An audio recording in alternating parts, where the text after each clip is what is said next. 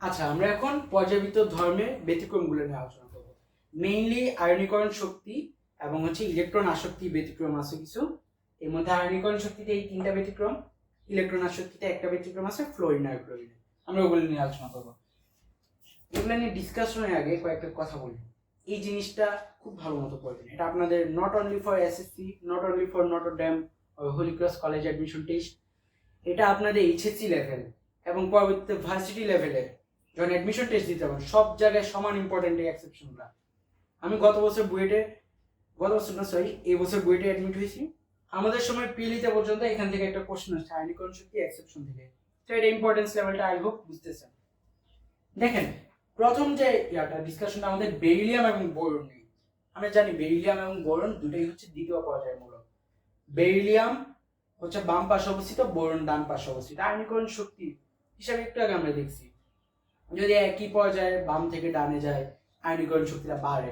হিসাব অনুযায়ী বোরনে বেরিলিয়ামের চেয়ে বেশি হওয়ার কথা না? সাধারণ সূত্র তো আমাদের সেটাই বলে।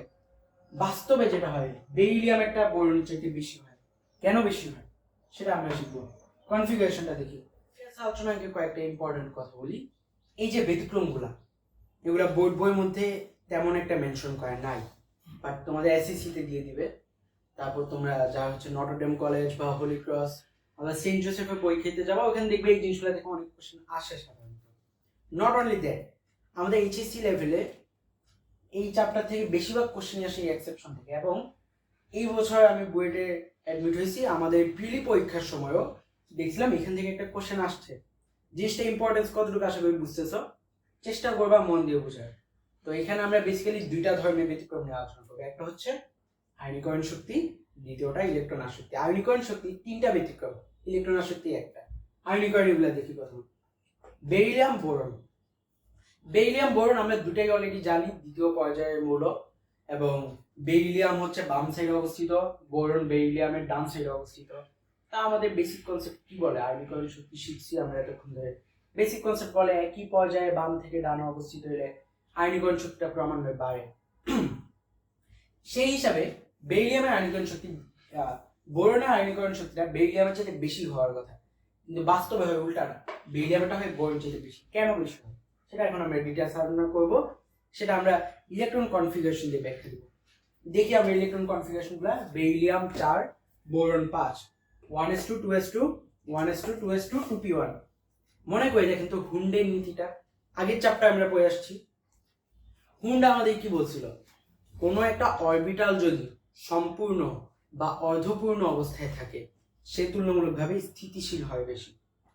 অর্থাৎ কোনো একটা অরবিটালে স্থিতিশীল হওয়ার শর্ত হচ্ছে তাকে আইদার সম্পূর্ণ হয়ে থাকতে হবে অথবা অর্ধপূর্ণ হতে হবে। দেখেন তো বেরিলিয়ামে কিন্তু 1s2 2s2 2s অরবিটালটা সম্পূর্ণ রূপে পূর্ণ আছে না? দুইটা ধারণ ক্ষমতা তার মধ্যে দুইটাই আছে। বাট বোরনের ক্ষেত্রে 2s2 2p1, লাস্ট ইলেকট্রনটা আছে 2p অরবিটালে। 2p অরবিটালে ম্যাক্সিমাম ক্যাপাসিটি আমরা জানি হচ্ছে 6, এর অর্ধেক, অর্ধপূর্ণ হলে হয়তো 3।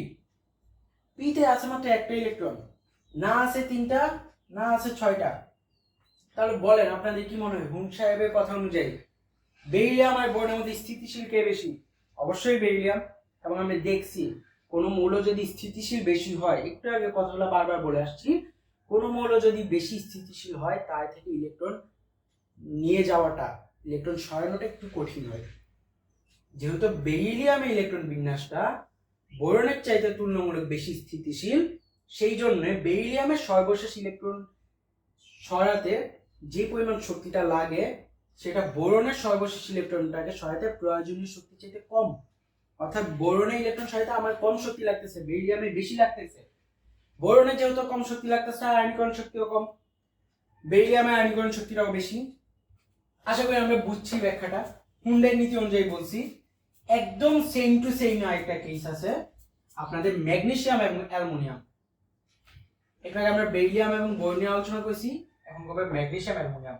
যদি পর্যায়ের সাথে দেখুন বেরিলিয়ামের ঠিক নিচে ম্যাগনেসিয়াম, বোরনের ঠিক নিচে অ্যালুমিনিয়াম। তাদের ক্ষেত্রে ব্যাখ্যাটা আসলে এক্স্যাক্টলি সেম। হিসাব অনুযায়ী কার আয়নীকরণ শক্তি বেশি হওয়ার কথা? Aluminium is greater then magnesium হওয়ার কথা, বাট এখানেও হয় ম্যাগনেসিয়ামটা বেশি। বাট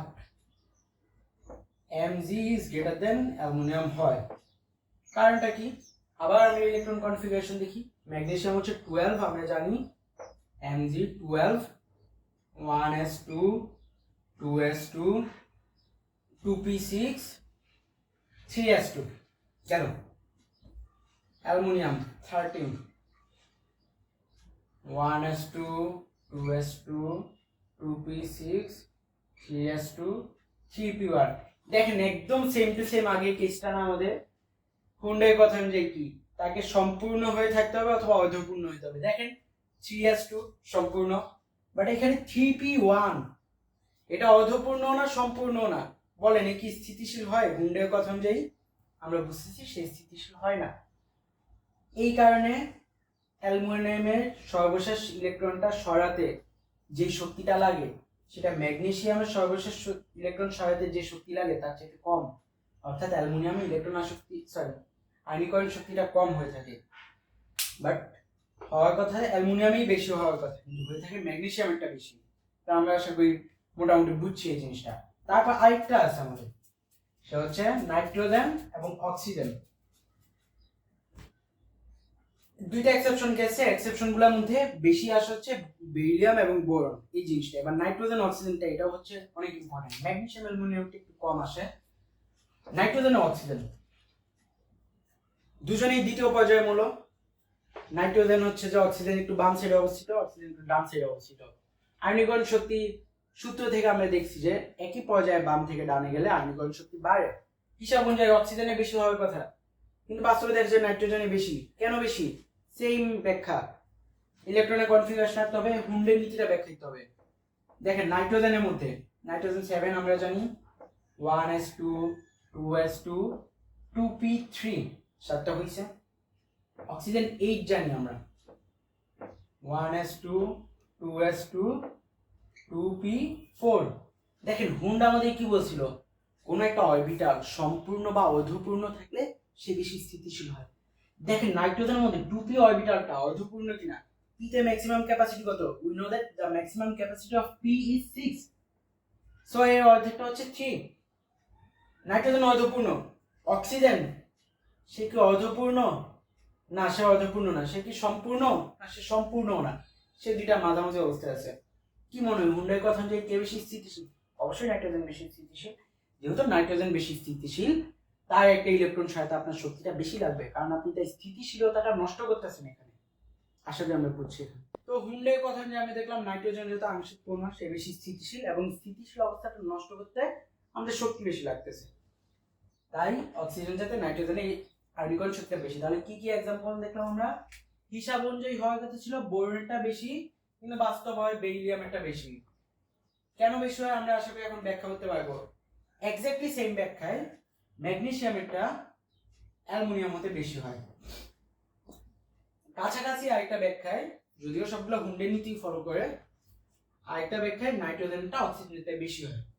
এটা গেল হচ্ছে আমাদের আয়নীকরণ শক্তির ব্যতিক্রম। পরীক্ষায় ব্যতিক্রমগুলো আসে, সামটাইমস ব্যাখ্যা করতে বলে, আশা করি ব্যাখ্যা করতে পারবো। এখন ইলেকট্রন শক্তি একটা ব্যতিক্রম আমরা দেখবো, এই একটাই আছে এদের ব্যতিক্রম। তো ইলেকট্রন শক্তির সূত্রগুলা, সূত্র বলতে লাস্টে যে শর্টকাটটা আমরা দেখছি, শর্টকাটে আমরা কি দেখছিলাম? একই পর্যায়ে বাম থেকে ডানে গেলে ইলেকট্রন শক্তি বাড়ে, একই গ্রুপের উপর থেকে নিচে এলে ইলেকট্রন শক্তি কমে। পর্যায় নিয়ে আমাদের কোনো সমস্যা নাই, আমরা হচ্ছে গ্রুপ নিয়ে একটা ঝামেলা লাগাবো এখানে। দেখেন ফ্লোরিন, ক্লোরিন, ব্রোমিন, আয়োডিন, তারপর সম্ভবত অ্যাটাস্টিন বা অ্যাস্টারসিন এরকম কিছু একটা আছে। যাই হোক মিলে এই পাঁচটা, চারটা। এর মধ্যে একই গ্রুপের উপর থেকে নিচে গেলে ইলেকট্রন আসক্তিটা কমে হিসাব অনুযায়ী, তাহলে ইলেকট্রন আসক্তির সিরিয়ালটা কি হওয়ার কথা ছিল? Fluorine is greater than chlorine, chlorine, bromine, then iodine. বাস্তবে এই জিনিসটা হয় না। বাস্তবে হয় ক্লোরিনের ইলেকট্রন আসক্তিটা হয় সবচেয়ে বেশি, ক্লোরিন, ফ্লোরিন, ব্রোমিন, আয়োডিন। দেখেন এইগুলা কিন্তু কোনো ঝামেলা করে না, ঝামেলা বলছে শুধুমাত্র ক্লোরিন আর ফ্লোরিন। কি ঝামেলাটা করে সেটা আমরা দেখবো এখন। আবার আমাদেরকে ইলেকট্রন কনফিগারেশন যাইতে হবে। এই যে যতগুলো ব্যতিক্রম আছে আপনার এইখানে দেখবেন, বা হচ্ছে আর একটু বড় হলে ইন্টারমিডিয়েট লাইফে উঠলে দেখবেন যে সেখানে আকার নিয়েও দুই একটা কথাবার্তা আছে যেগুলো আয়নের সাপেক্ষে, ক্যাটায়ন অ্যানায়নের সাপেক্ষে, ওইগুলোর মধ্যে দেখবেন যে শুধুমাত্র ইলেকট্রন কনফিগারেশনটাই লাগতেছে। আচ্ছা আসি আলোচনায়। Fluorine 9, right? 1s2 2s2 2p6, sorry 2p5 হবে, 2p5, দেখেন আমাদের 9টা হয়েছে। Fluorine 17, 1s2 2s2 2p6 3s2 3p5 এমন। যদি চিত্রটা আঁকি একটু দেখেন তো, এটা হচ্ছে ফ্লোরিনের 2টা শক্তি স্তর, ফ্লোরিনের 3টা। এই যে একটা ইলেকট্রন, একটা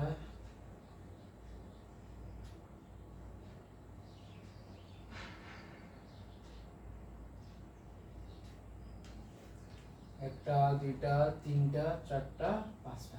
দেখেন দুইজনেই সর্বশেষ শক্তি স্তরে ইলেকট্রন আছে কয়টা? 5টা করে।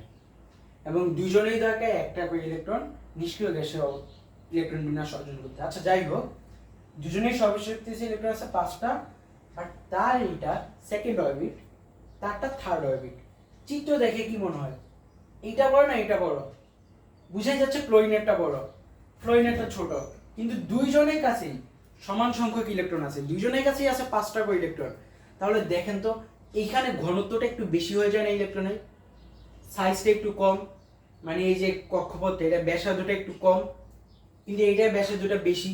এখানে নিশ্চয়ই কিন্তু দুই পাশে সমসংখ্যক ইলেকট্রন, এই যেহেতু ব্যাসার্ধ কম এখানে ঘনত্বটাও বেশি হবে, এখানে ঘনত্বটা কম হবে। এই বেশি ঘনত্বের কারণে ফ্লোরিন আরেকটা ইলেকট্রন খুব মানে এত সহজে নিতে চায় না, কারণ তার পাশে ইলেকট্রনের ঘনত্বটা বেশি, আরেকটা ইলেকট্রন দিলে ঘনত্ব আরো বেড়ে যাবে। কিন্তু ক্লোরিনে ওই ঘনত্বের ঝামেলাটা নাই, এই জন্য খুব সহজেই সে আরেকটা ইলেকট্রন নিয়ে নেয়। এবং এই কারণেই ক্লোরিনের ইলেকট্রন আসক্তিটা হয় ফ্লোরিনের চেয়ে বেশি।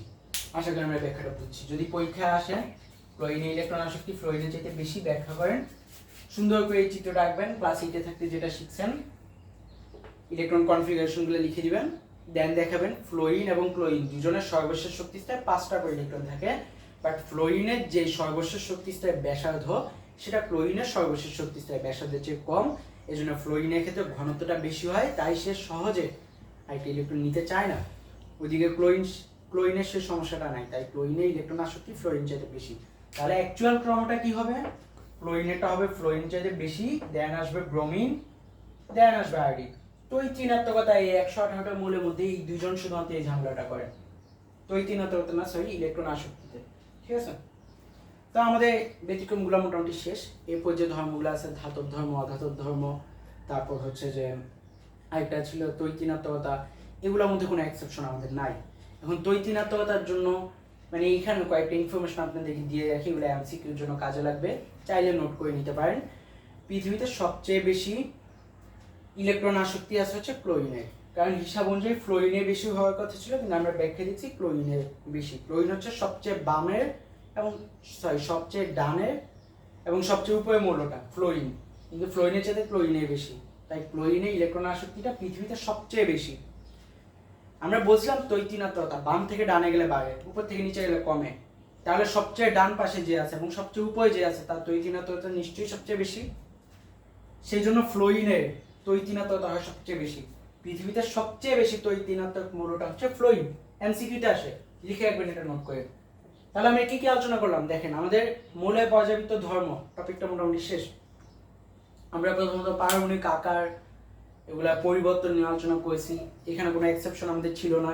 দ্বিতীয়ত আয়নীকরণ শক্তি, এটা ডিটেলস আলোচনা করেছি, কিভাবে চেঞ্জ হয়, বাম থেকে ডানে গেলে কেমন হয়, উপর থেকে নিচে গেলে কেমন হয়, সেগুলো আলোচনা করেছি। এখানে আমরা 3টা এক্সেপশন দেখছি।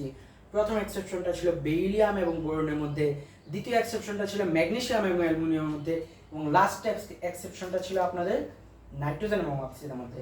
দেন আমরা ইলেকট্রন আসক্তি নিয়ে আলোচনা করেছি, সেখানে আমরা একটা এক্সেপশন দেখছি, সেটা হচ্ছে ফ্লোরিন এবং ক্লোরিনের মধ্যে। তারপর তৈতিনাত্মকতা নিয়ে আলোচনা করছি, এখানে কোনো এক্সেপশন আমরা দেখি নাই, এবং একটা এমসিকিউর জন্য তথ্য মনে রাখছি, সেটা হচ্ছে ফ্লোরিন হচ্ছে পৃথিবীতে সবচেয়ে বেশি তৈতিনাত্মক মৌল। দেন আমরা ধাতব ধর্ম অধাতব ধর্ম নিয়ে আলোচনা করেছি, এখানেও কোনো এক্সেপশন আমরা দেখি নাই। এখানে আমি আপনার ছোট্ট একটা কথা অ্যাড করে রাখি, সেটা হচ্ছে কিছু আছে অপধাতু, তার ধাতুও না অধাতুও না। তো অপধাতুর সংজ্ঞাটা আমি লিখে দিচ্ছি না, মুখে বলতেছি, মনে রাখবেন। কিছু মৌল আছে যারা কম তাপমাত্রায় অধাতুর মতো এবং বেশি তাপমাত্রায় ধাতুর মতো আচরণ করে, তারা অপধাতু।